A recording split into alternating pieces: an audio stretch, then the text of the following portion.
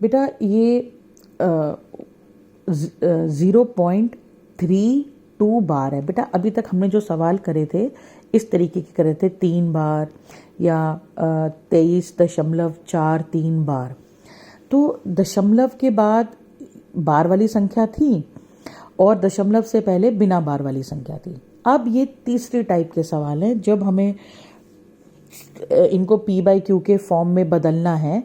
यहाँ पर अगर आप ध्यान से देखो, ये इसमें बार वाली संख्या भी है और बार वाली संख्या नहीं है। मतलब दशमलव के बाद मेरे पास बिना बार वाली संख्या भी है और बार वाली संख्या भी है। इसको कैसे करेंगे वो हमें ध्यान से देखना है। इसके स्टेप देखो बेटा, सबसे पहले तो हमेशा हर एक सवाल में यही रहेगा, x बराबर 0.32 बार लिखेंगे। 32 बार लिख लिया बेटा, ठीक है। हाँ, अब हमें देखना है कि दशमलव के बाद बार वाली संख्या कितनी है और बिना बार वाली संख्या कितनी है। तो यहाँ पर हमें पता चला कि बिना बार वाली संख्या भी एक है और बार वाली संख्या भी एक है, ठीक है बेटा। अब हमारा सबसे पहले काम होगा कि इसको दशमलव के एक तरफ हम बिना बार वाली संख्या कर दें और दशमलव के दूसरी तरफ बिना बार वाली संख्या कर दें। ये हमारा मेन टारगेट है इसमें। तो अब मेरे को यहाँ इस 3 को मेरे को यहाँ पर लेके आना है, ठीक है ना बेटा। या तो ये कहें ये दशमलव को 3 और 2 बार के बीच में लेके आना है।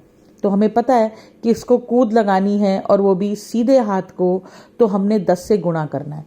दूसरा तरीका ये है कि बेटा हमें बिना बार वाली संख्या जो दशमलव के राइट साइड पर है देखना है कि कितनी है।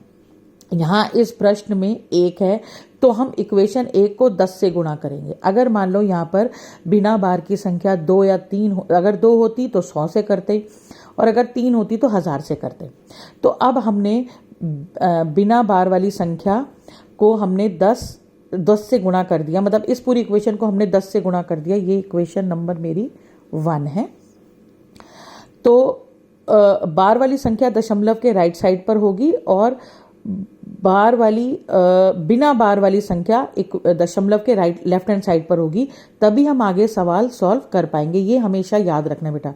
ये बहुत इंपॉर्टेंट बात है कि बार वाली जो संख्या है वो दशमलव के राइट हैंड साइड पर होगी और बिना बार वाली संख्या लेफ्ट हैंड साइड पर होगी।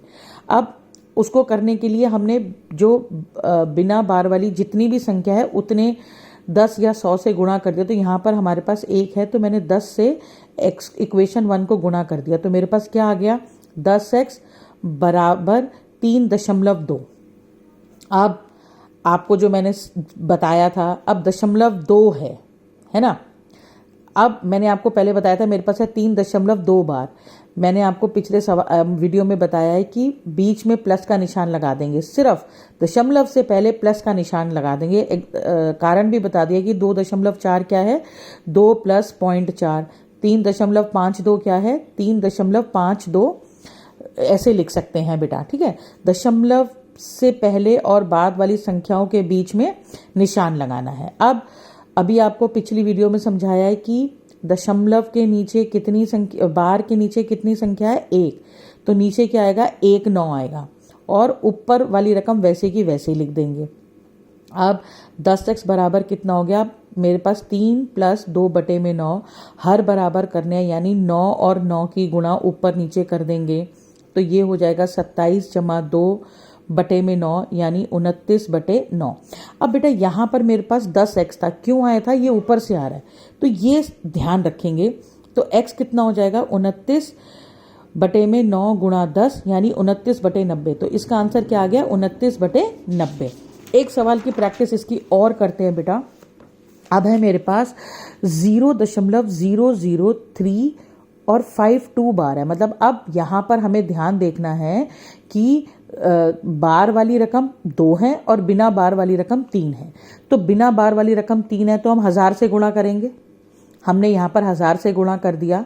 तो ये जो हमारी यहाँ पे हमने 1000 से गुणा कर दिया तो मेरा दशमलव 3 संख्याओं के बाद आ जाएगा। तो ये आ गया 3.52। इस वाले 0 की कोई वैल्यू नहीं होती बेटा। अब दशमलव के लेफ्ट हैंड साइड और राइट हैंड साइड वाली रकम के बीच में प्लस का निशान लगाएंगे, तो हमने यहाँ पर ये प्लस का निशान लगा दिया। इधर ये 1000x चल रहा है बेटा, 1000x 3 जमा 52/99, बार के नीचे कितनी संख्या है 2, तो नीचे कितने 9 आएंगे 2, और ऊपर वाली रकम वैसे की वैसे। फिर से हम हर बराबर करेंगे, जब इन दोनों की गुणा करेंगे तो मेरे पास 297 आ जाएगा, इसको प्लस करेंगे तो मेरे पास 349 आ गया 99। 1000 x बराबर 349/99, x बराबर कितना हो जाएगा 349/99 इंटू 1000 सॉरी, तो ये हो गया 349/99,000। ये आपका आंसर आ गया। अब बेटा लास्ट सवाल है इसका, 15.712 पर बार है। अब बिना बार वाली संख्या कितनी है, सब कुछ हमने दशमलव के बाद ही देखना है, इधर हमने नहीं देखना है। जो भी कुछ देखना है हमने यहां पर देखना है। एक है दशमलव के बाद, एक है बिना बार वाली संख्या, तो किससे गुणा करेंगे 10 से। मैंने इक्वेशन 1 को 10 से गुणा कर दिया, तो ये 7 कहाँ आ जाएगा, दशमलव इधर आ जाएगा, दशमलव के लेफ्ट हैंड साइड पर आ जाएगा, और मेरे पास आ जाएगा 157.12 बार। अभी आपको बताया कि यहाँ पर प्लस का निशान लगेगा, और मेरे पास हो जाएगा 157 प्लस 0.12 बार। अब बार के नीचे 2 रकमें हैं, तो नीचे 99 आ जाएगा, ऊपर वाली रकम वैसे की वैसी। तो फिर इसको हम मल्टीप्लाई करेंगे, हर बराबर करेंगे, तो मेरे पास आ जाएगा 15543 प्लस 12/99। इनको प्लस करेंगे तो 15,555 आ जाएगा। x कितना हो जाएगा 15,555/990, क्योंकि 10 नीचे मल्टीप्लाई हो जाएगा। इसको बेटा हम काटेंगे तो मेरे पास आ जाएगा 1037/66। बेटा चीज़ें याद रखनी है कि पहले तो दशमलव के लेफ्ट हैंड साइड पर, राइट हैंड साइड पर बिना बार वाली कितनी रकमें हैं उतने 10 या 100 से गुणा करेंगे। उसके बाद हमें रकमें दशमलव के बीच में हमने दशमलव से पहले निशान प्लस का निशान लगाना है।